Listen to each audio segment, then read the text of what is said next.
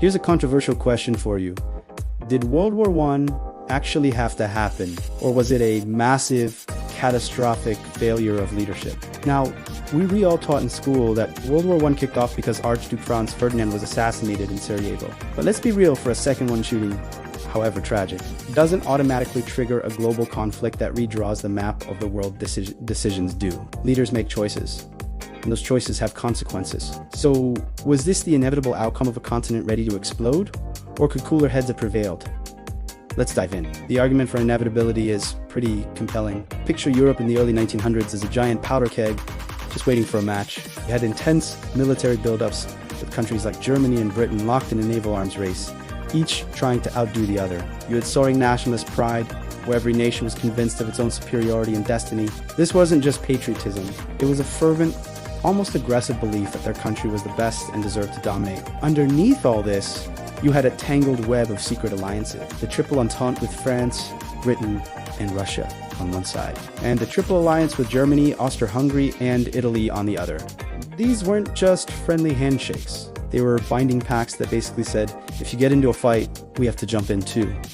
It created a domino effect waiting to happen. Add to that the intense competition for colonies and global influence, the scramble for Africa was still fresh in everyone's mind's end. You have all the ingredients for a massive conflict. From this perspective, the assassination of the Archduke wasn't the cause of the war. It was simply the spark that lit the fuse. The explosion, they argue, was bound to happen one way or another. But then there's the other side of the story, the spicy take that says this was all completely avoidable. This argument puts the blame squarely on the shoulders of the leaders of the time.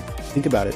After the assassination, there was a crucial period, the July crisis, where diplomacy could have worked. Instead of seeking de-escalation, leaders on all sides chose to escalate. Austria-Hungary, egged on by Germany, issued an impossible ultimatum to Serbia. When Serbia didn't fully comply, Austria-Hungary declared war. Russia, seeing itself as the protector of the Slavic peoples, began to mobilize its massive army. Germany, feeling threatened by Russia's mobilization, then declared war on Russia and, following its pre-planned Schlieffen Plan, invaded France through neutral Belgium. Every step of the way, leaders made conscious decisions. They approved the mobilization orders. They honored alliances almost blindly, without questioning if this particular crisis was worth a world war. They rushed to send ultimatums and declare war, often driven by a toxic mix of national honor, ego, and a profound miscalculation. Almost everyone thought it would be a short, glorious war over by Christmas.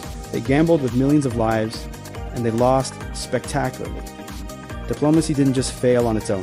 It was actively sabotaged by leaders who chose aggression over compromise. And this brings us to a fascinating twist in the narrative. Some of the most compelling modern historical analysis argues that World War I wasn't some grand, predetermined destiny.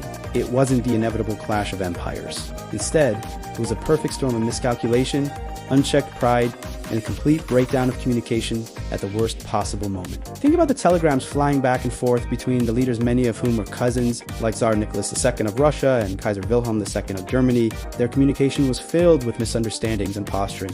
They were playing a high-stakes game of chicken, and no one was willing to swerve. They underestimated the destructive power of modern industrial warfare and overestimated their own ability to control events once the armies started moving. So, it wasn't fate that sealed the world's doom in 1914. It was failure. A failure of imagination, a failure of diplomacy, and ultimately, a failure of leadership.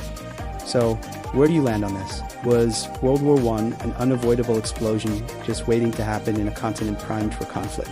Or was it a preventable disaster or a tragic outcome of bad decisions made by flawed leaders? I really want to know what you think. Drop your verdict in the comments below inevitable or avoidable, and tell me why. Defend your position. And if you enjoy digging into the what-ifs of history like this, make sure to hit that subscribe button and ring the bell so you won't miss our next video.